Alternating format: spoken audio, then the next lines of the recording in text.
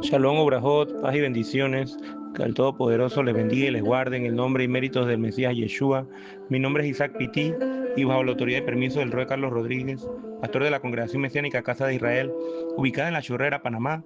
Estamos aquí para compartir la palabra de nuestro Baba Kadosh, nuestro Padre Santo que está en los cielos. Damos gracias a Elohim que nos ha permitido llegar hasta este día, este Yom Shelishi, 22 de Iyar, que corresponde al martes 20 de mayo de 2025. Estamos ya en el día 31 de la cuenta del Omer. Estaremos compartiendo en esta oportunidad la tercera aliyá de la Parashat Behar Bejucotai.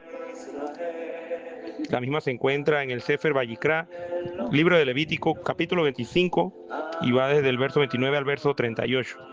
Escucharemos primero la bendición, para entonces la lectura y el posterior comentario. Baruch atah Adonai Eloheinu melech haolam, asher baharbanu mikol hamim, venatan lanu et torato, Baruch atah Adonai noten haTorah. Amén. Bendito eres tú, Adonai, nuestro Elohim, Rey del universo, que nos has elegido entre todas las naciones y nos has dado tu Torah. Bendito eres tú, oh Adonai, dador de la Torah. Amén.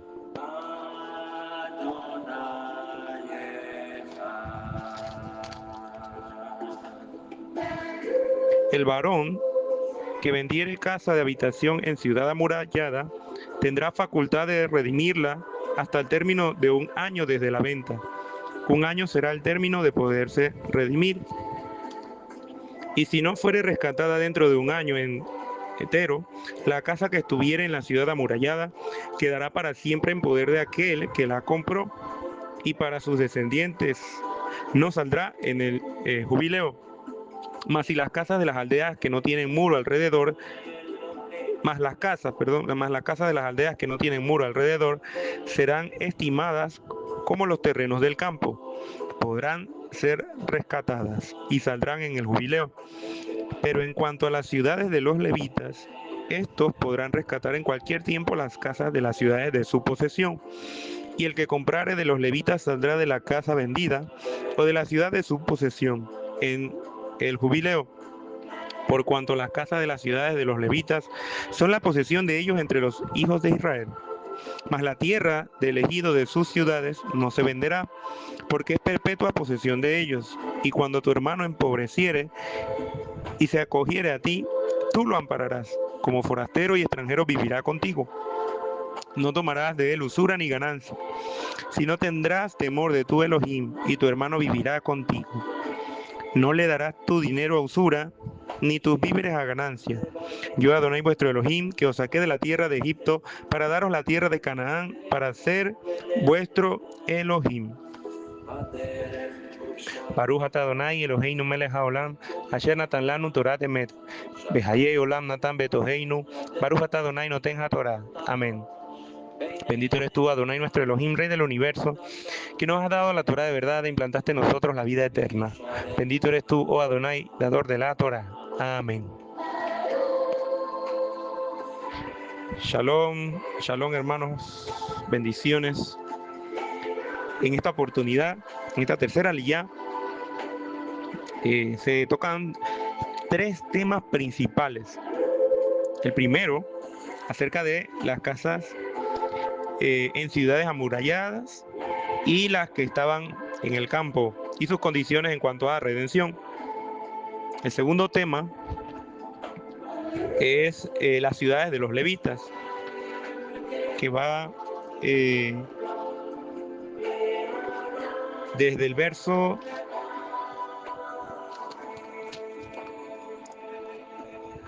32 hasta el verso 34. Y por último, la prohibición de cobrar intereses, que va del verso 35 al verso 38. Vamos a ir primero entonces a comentar acerca del primer tema, sobre las casas de las ciudades amuralladas. Se establece que si alguien vende una casa en una ciudad amurallada, tiene un año para redimirla, o sea, es decir, para rescatarla. Si no la redime dentro del año, la casa se considera vendida permanentemente y no regresa al Yobel.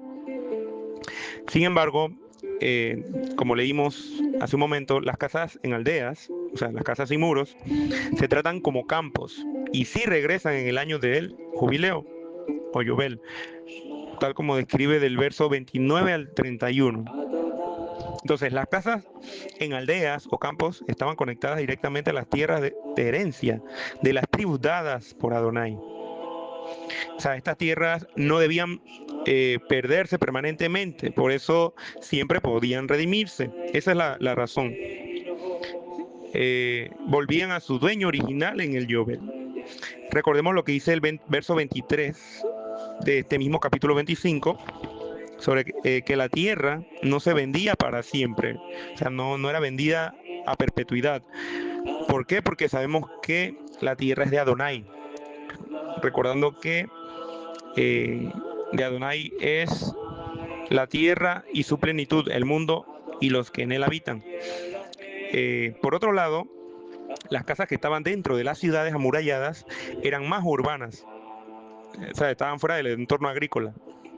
Esto implicaba una forma o estilo de vida más comercial o independiente de la agricultura. Era distinta su condición o su regla, pues. El antiguo dueño tenía solo un año para redimirla, si no se vendía.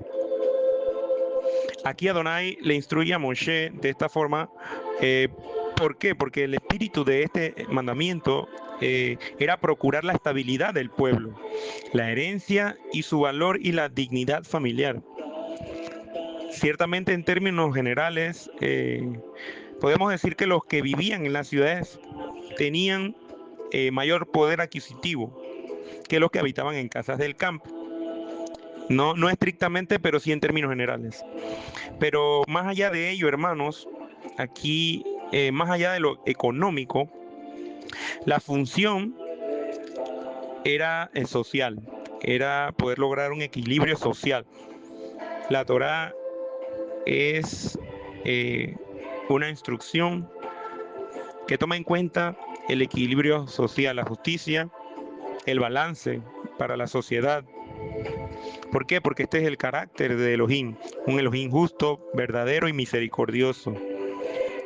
Entonces, así este mandamiento protegía a los débiles, permitía entonces movilidad a los fuertes, siempre apuntaba a una restauración cíclica, como en el Yobel, donde todo vuelve a su esa era la función. Porque ciertamente entonces podía venderse la propiedad en las ciudades o las casas dentro de las ciudades amuralladas, sabiendo que estaban fuera de un entorno agrícola. Esto básicamente daba a entender que las personas podían tener más de una posesión, debido probablemente a que en términos generales podía tener un mayor poder adquisitivo.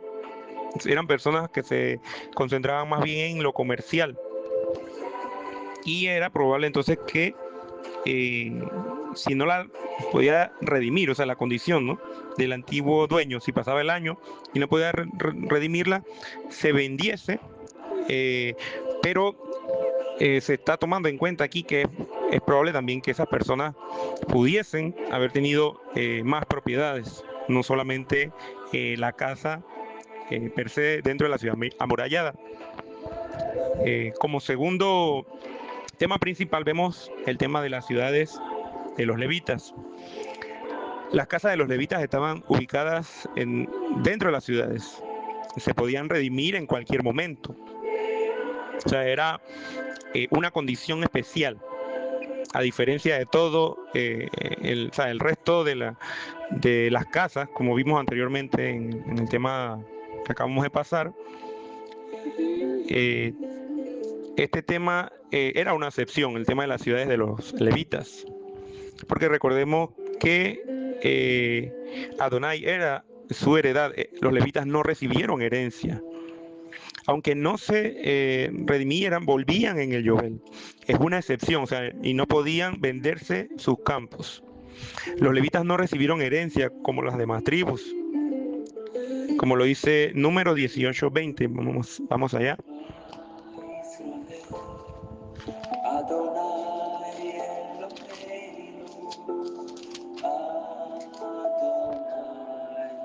Dice, y Adonai dijo a Aarón, de la tierra de ellos no tendrás heredad, ni entre ellos tendrás parte. Yo soy tu parte y tu heredad en medio de los hijos de Israel. Y he aquí yo he dado a los hijos de Leví todos los diezmos en Israel por heredad, por su ministerio, por cuanto ellos sirven en el ministerio del tabernáculo de reunión. Por otro lado también está Deuteronomio 10, versículo 9.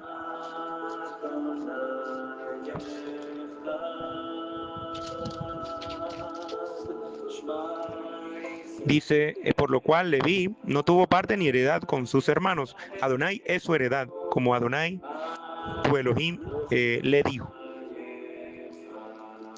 Entonces, en lugar de tierra, Adonai les dio o asignó 48 ciudades repartidas entre las tribus. Vamos a Números 1:8. Números 35, perdón. Viendo más hacia adelante, ¿no? En el desarrollo de la Torá.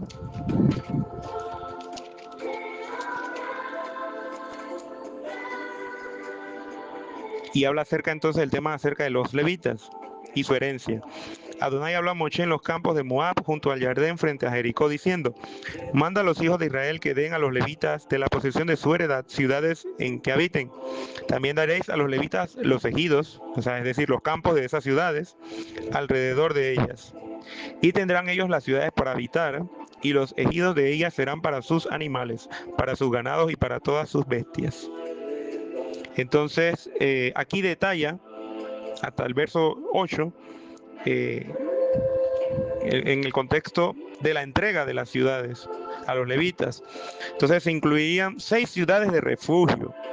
Un ejemplo en la escritura está acerca de esas ciudades de refugio, está en Josué 21. Vamos allá.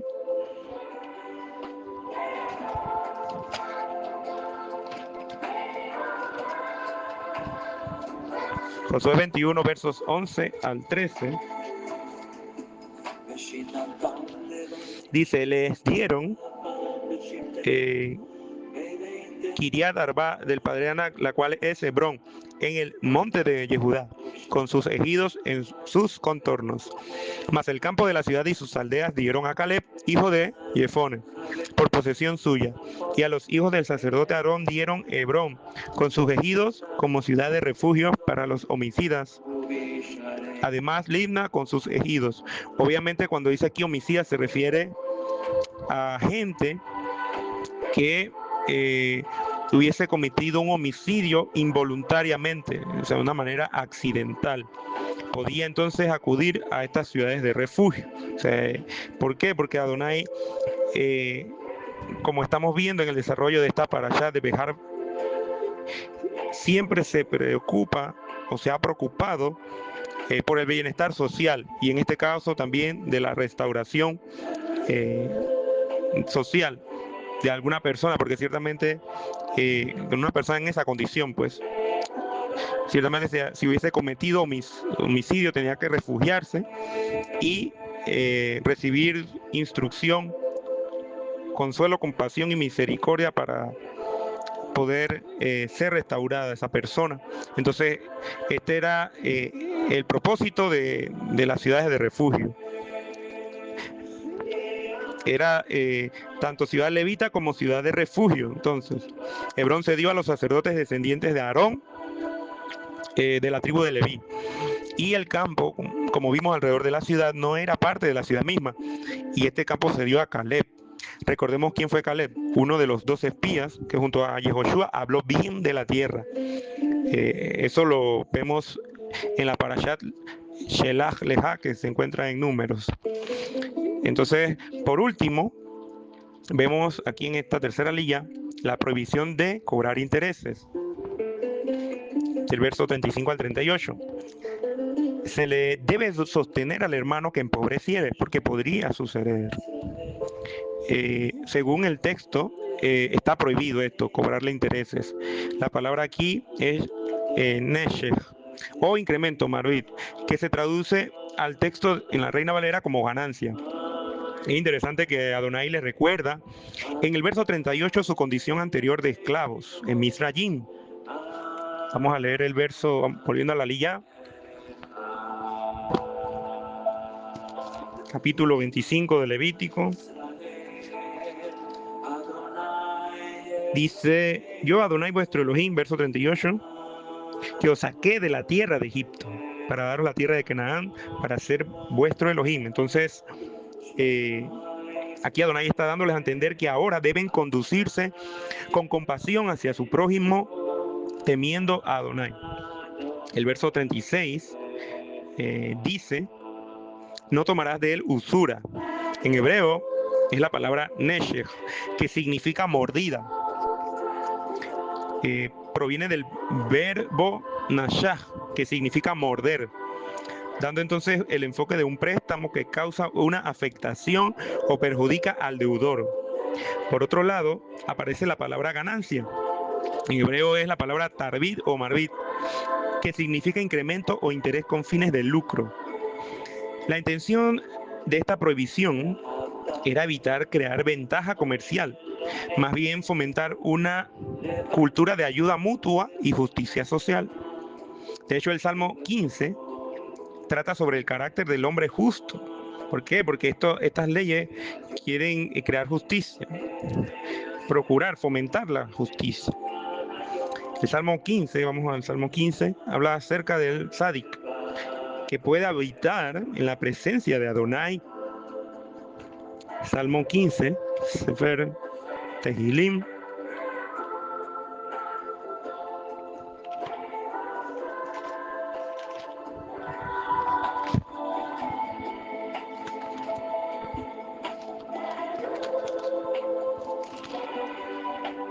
Dice Adonai, un salmo de David: Adonai, ¿quién habitará en tu tabernáculo? ¿Quién morará en tu monte santo? El que anda en integridad y hace justicia y habla verdad en su corazón. El que no calumnia con su lengua ni hace mal a su prójimo, ni admite reproche alguno contra su vecino. Aquel a cuyos ojos el vil es menospreciado, pero honra a los que temen a Adonai. El que aún jurando en daño suyo, no por eso cambia. Dice el verso 5, quien su dinero no dio a usura, ni contra el inocente admitió cohecho. El que hace estas cosas no resbalará jamás. Entonces, aquí en el verso 5 dice: quien su dinero no dio a usura. La palabra en hebreo, nuevamente la palabra neshech, es decir, no utiliza su dinero para aprovecharse de otros, sino que se conduce con integridad y compasión. Estas son las características del Tzadik, según describe el salmista David, el rey David.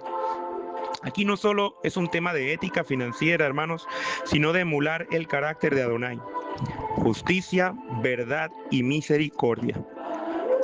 Dice por último el Salmo que el que vive así no será conmovido. Dice la Reina Valera: no resbalará jamás. Es decir, permanecerá firme en Shalom. Y por último, Yeshua eleva aún más este principio.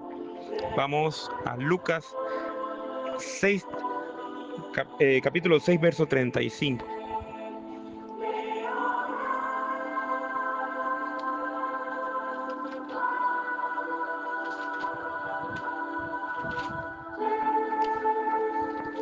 Lucas, Evangelio de Lucas, capítulo 6, versos 35.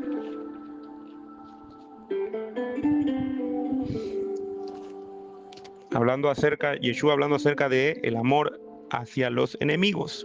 Dice, amad pues a vuestros enemigos y haced bien y prestad, no esperando de ello nada, y será vuestro galardón grande, y seréis hijos del Altísimo, porque Él es benigno para con los ingratos y malos.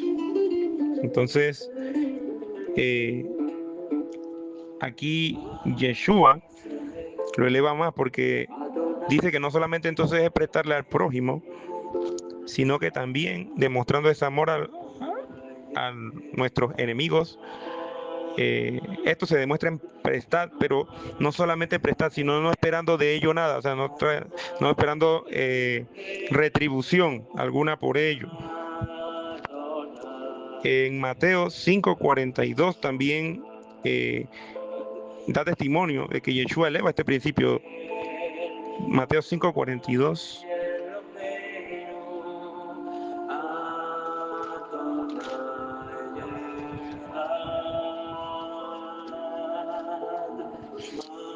Sí, el testimonio de Mateo en el tema que Yeshua les explica acerca del amor hacia los enemigos. Dice el verso 42 del capítulo 5, al que te pida dale, y al que quiera tomar de ti prestado, no se lo rehuses. Entonces vemos aquí que más allá del Shemitah, Yeshua hace énfasis en una constante disposición que debemos tener en dar. Esto nos enseña en esta tercera aliyá la compasión por el necesitado, y que no debe el dinero regir nuestras relaciones. Estos principios están, hermanos, para emular el carácter misericordioso de Adonai, que podamos nosotros ser como nuestro maestro Yeshua, aplicando estos principios, y podamos entonces ser personas de integridad, balanceadas, pensando siempre en la justicia social, porque todas estas cosas, hermanos, son parte del amor al prójimo. Son las obras que manifiestan o que dan a entender el amor al prójimo. Recordemos la palabra de Yeshua. Amarás a tu prójimo como a ti mismo. El segundo mandamiento semejante al primero. Haciendo un resumen, ¿no?, de la Torá. Esperando, hermanos, que haya sido de bendición este comentario acerca de esta tercera aliyá. Shalom, shalom y bendiciones.